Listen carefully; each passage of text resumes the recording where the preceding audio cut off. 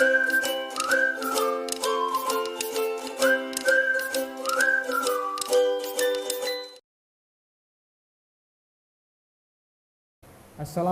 warahmatullahi wabarakatuh.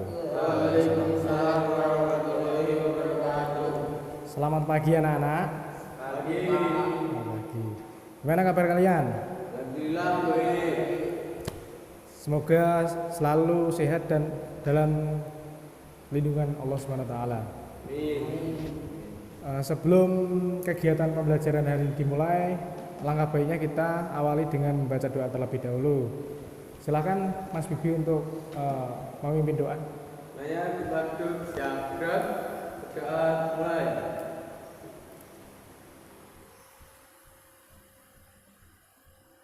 Selesai. Alhamdulillah. Amin. Pagi ini kita akan mempelajari tentang cara meringkas teks eksplanasi. Sudah pernah mendengar teks eksplanasi? Apa itu teks eksplanasi? Eksplanasi itu apa? Teks eksplanasi itu adalah teks yang menjelaskan suatu kejadian fenomena alam atau fenomena sosial, ya, yang diuji secara ilmiah. Betul nggak Mas? Diuji secara ilmiah itu secara gimana Mas? Gini, karena waktu kita nggak banyak ya, saya jelaskan saja. Teks eksplanasi itu teks yang menjelaskan kejadian fenomena alam yang diuji secara ilmiah itu maksudnya teks yang secara benar-benar secara diuji secara ilmiah, diteliti loh maksudnya. Bukan mengada-ada, bukan sebuah opini, tetapi teks eksplanasi itu teks yang benar-benar nyata adanya, sing bener-bener diteliti, bener-bener diteliti. Dan kita nggak akan lama membahas tentang teks eksplanasi karena hari ini ya, Bapak akan mengajarkan bagaimana cara meringkas teks eksplanasi. Nah, sebelumnya ya, mungkin anak-anak tahu tentang teks kejadian banjir, tahu kan? Tahu. Nah, itu gimana itu? Kok bisa terjadi banjir itu gimana Mas? Penyebab banjir itu apa? Sampah. Sampah. Sampah, ya benar. Terus sampah. Hujan terus menerus. Nah, hujan terus menerus. Dan hutan gundul bisa menyebabkan banjir. Nah, bener, pinter, tepat sekali ya. Dan kali ini kita akan membahas tentang bukan ke teks eksplanasinya, tetapi kita akan meringkas teks eksplanasi. Anak-anak sudah tahu cara meringkas teks eksplanasi? Meringkas itu apa? Meringkas itu apa? Merangkum. Menyederhanakan. Terus ada lagi yang bisa jawab? Merangkum, menyederhanakan, terus menyingkat cerita. Bisa, boleh. Nah, hari ini kita akan meringkas teks eksplanasi. Nah, sebelumnya Bapak sudah menyiapkan contoh teks eksplanasi ini, bisa dibagikan ya. Mas Bibi tolong bagikan ya. Ini pada teman-temannya. Oke.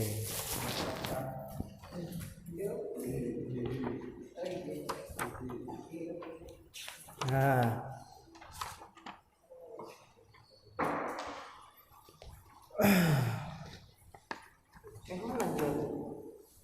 wes BM gak enak ini. Oke. Baik. Nah, meringkas teks eksplanasi. Nah, langkah pertama kita dalam meringkas teks eksplanasi, kita harus apa Mas? Ada yang tahu?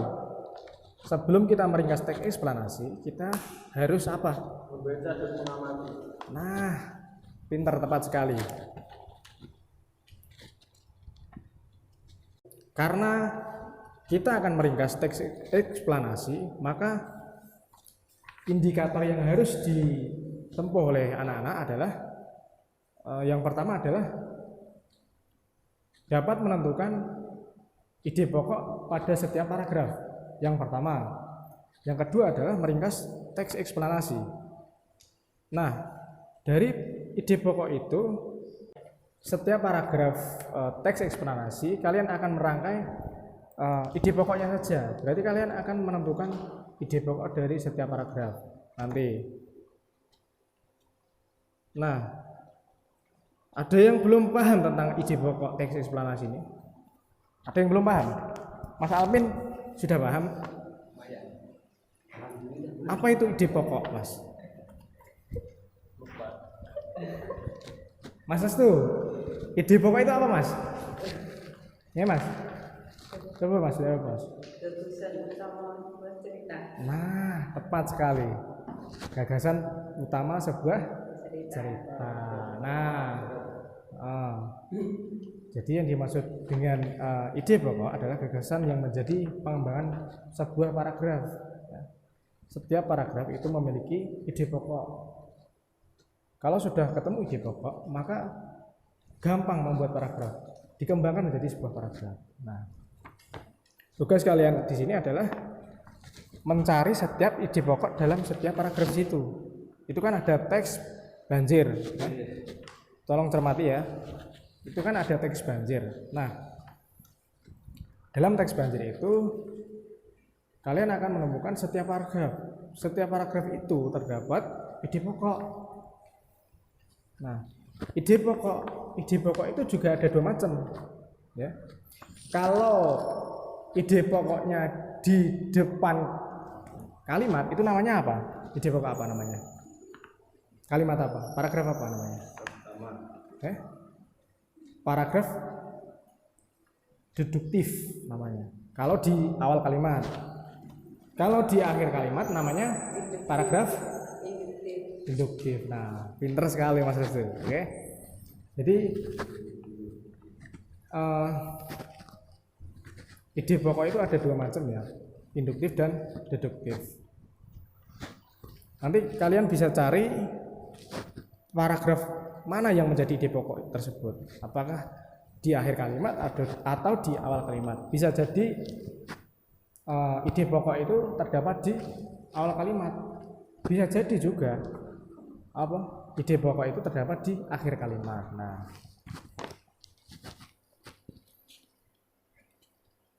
paham ya tentang ide pokok ya? Ide pokok itu gagasan pokok yang menjadi pokok pengembangan paragraf. Nah, selanjutnya mengenai ringkasan teks eksplanasi. Meringkas tadi sudah paham toh? Sudah paham toh? Nah, sekarang kalian memperhatikan contoh teks yang sudah tertera di lembar kerja kalian ya. Di situ disediakan teks fenomena banjir ya. Nah, kalian nanti akan menentukan ide pokok di dalam setiap paragraf. Nah, di dalam setiap paragraf itu pasti ada ide pokoknya. Jadi kalian harus menentukan ide pokok tiap paragraf masing-masing. Kalian tulis ya. Terus nanti kalian bacakan satu-satu. Paham nggak? Paham ya? Lalu nanti kalian susun. Setelah kalian menemukan ide pokok, kalian akan menyusun sebuah kesimpulan. Ya. Kesimpulan bahwa kesimpulan ringkasan itu. Maka hari ini saya akan menugaskan kalian secara individu ya untuk meringkas dan menemukan ide pokok dan ide pokok teks eksplanasi. Saya berikan waktu 20 menit ya. Oke. 20 menit dari sekarang ya. Tolong kerjakan. Sudah jadi anak-anak? Sudah jadi? Ya. Oke. Oke, mari kita lihat pekerjaan kalian ya. Oke. Untuk paragraf pertama ide pokoknya gimana Mas Bibi? Yang mana ide pokok paragraf pertama? Banjir merupakan suatu kejadian alam di mana terjadi akibat aliran air yang berlebih yang memenuhi daratan. Nah, banjir merupakan suatu kejadian alam di mana terjadinya akibat aliran air yang berlebih yang memenuhi daratan. Itu adalah pernyataan umum. Lalu apa ide pokok itu dijelaskan lagi menjadi sebuah paragraf. Dijelaskan umumnya banjir akan terjadi secara mendadak dan alirannya berlangsung sangat deras. Nah, lalu paragraf kedua Mas Restu, coba baca yang mana Mas Restu? Pertama terjadinya aliran curah hujan yang tinggi yang menyebabkan sungai tidak mampu menampung kapasitas air yang berlebih. Selain curah hujan, penyebab lainnya yaitu banyaknya sampah yang menyebabkan air mampat. Nah, ya tepat, karena ini adalah pernyataan umum. Pernyataan umum biasanya itu akan menjadi pokok lalu dijelaskan melalui isi atau deret. Nah, dalam paragraf kedua ini yang menjadi pokok ini adalah penyebab utama terjadinya banjir adalah curah hujan yang tinggi yang menyebabkan sungai tidak mampu menampung kapasitas air yang berlebih. Selain curah hujan, penyebab lainnya yaitu banyaknya sampah yang menumpuk. Nah, seperti itu kan pernyataan umum. Lalu dijelaskan lagi penyebab lainnya bisa muncul karena adanya penebangan liar dan lain sebagainya. Seperti itu ya, oke? Oke. Lalu paragraf ketiga Mas Yoga, coba. Selain itu, faktor lain yang menyebabkan banjir juga dapat dilihat dari banyaknya permukiman warga di pinggir sungai. Nah, ini bentuk ide pokok ya Pak. Selain itu, faktor lain yang menyebabkan banjir juga dapat dilihat dari banyaknya pemukiman warga di pinggiran sungai. Nah, ini faktor yang menyebabkan banjir. Kenapa Mas kira-kira kok banjir itu disebabkan oleh banyaknya pemukiman warga di pinggir sungai? Kenapa Mas? Coba jelaskan. Kok bisa menyebabkan banjir?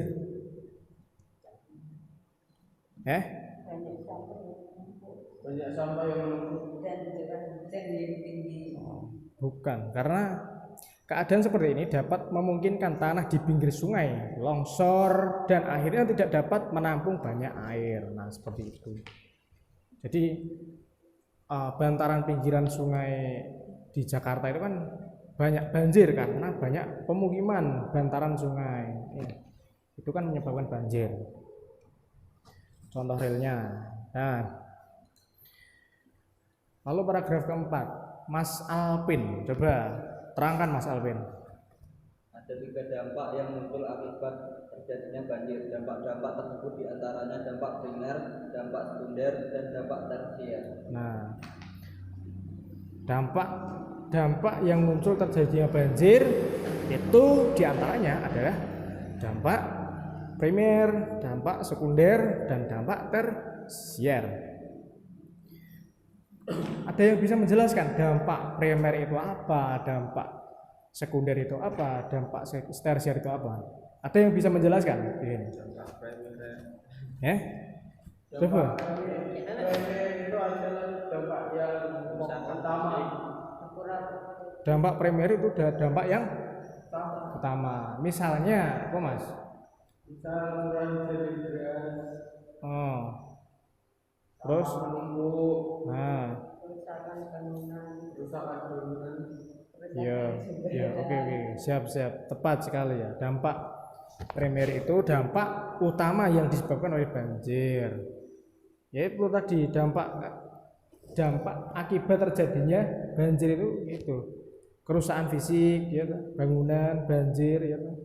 Dampaknya bukan akibat loh Mas, bukan penyebab loh Mas. Dampak itu kan akibat terjadi banjir. Akibat. Jadi kalau ada banjir tiba-tiba, maka apa dampaknya bagi lingkungan? Seperti itu. Dampaknya itu tadi. Nah, kalau dampak sekunder itu gimana? Ada yang bisa jawab dampak sekunder? Dampak sekunder itu dampak kedua yang terjadi akibat banjir, timbulnya penyakit, kurangnya persediaan pangan dan lain sebagainya.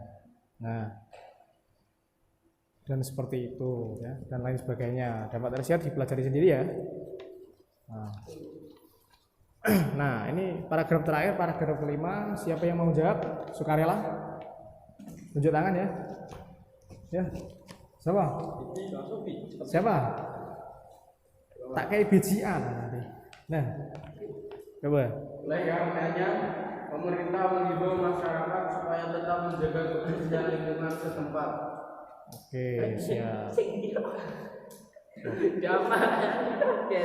Bener ya, ini orang ini paragraf kelima.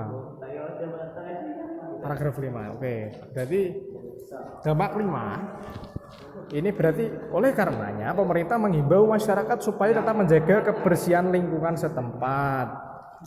Nah, ini termasuk bentuk apa ini? Struktur apa ini? Di dalam teks eksplanasi kan ada struktur pernyataan umum, isi, dan kesimpulan. Nah, kalau paragraf kelima ini masuk dalam apa? Coba. Kesimpulan. Kenapa bisa disebut sebagai kesimpulan? Yaitu susah dijelaskan ya, Mas. Oke.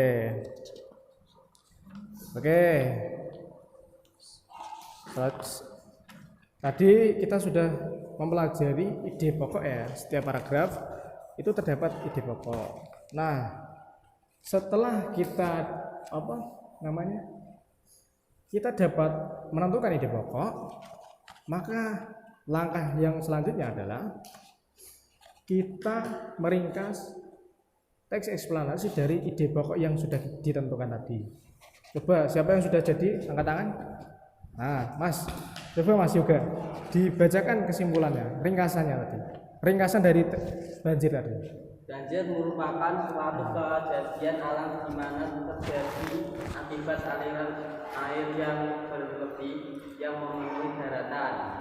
Penyebab utama terjadinya adalah curah hujan yang tinggi yang menyebabkan sungai tak mampu menampung kapasitas air yang berlebih. Selain curah hujan, penyebab lainnya yaitu banyaknya sampah yang menumpuk yang menyebabkan air mampet. Selain itu, faktor lain yang menyebabkan banjir juga dapat dilihat dari banyaknya permukiman warga di pinggir sungai.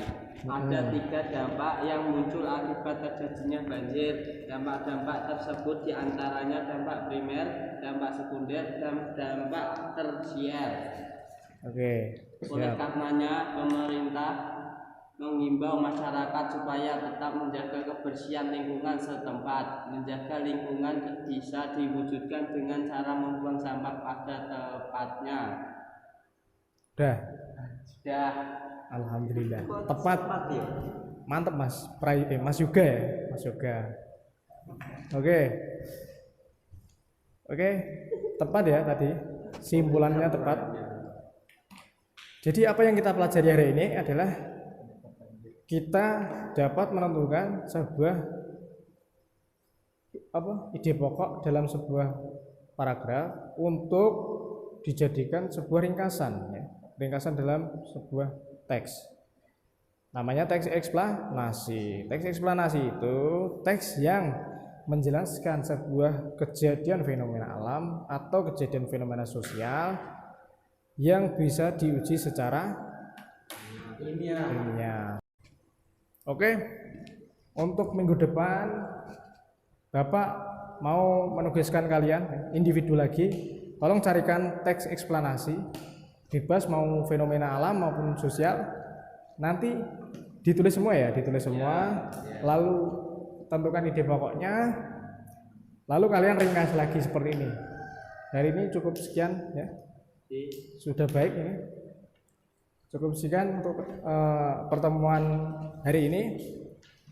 Mudah-mudahan dapat bermanfaat bagi kita semua. Semoga selama dalam keadaan pandemi ini, keadaan sulit ini, kita dapat selalu dalam keadaan sehat walafiat, selalu dalam lindungan Allah Subhanahu wa taala, tetap menjaga kesehatan, tetap patuhi protokol kesehatan dengan cara 3M, mencuci tangan, memakai masker dan menjaga jarak. Sekian dari saya. Wassalamualaikum warahmatullahi wabarakatuh. Waalaikumsalam warahmatullahi wabarakatuh. Wes.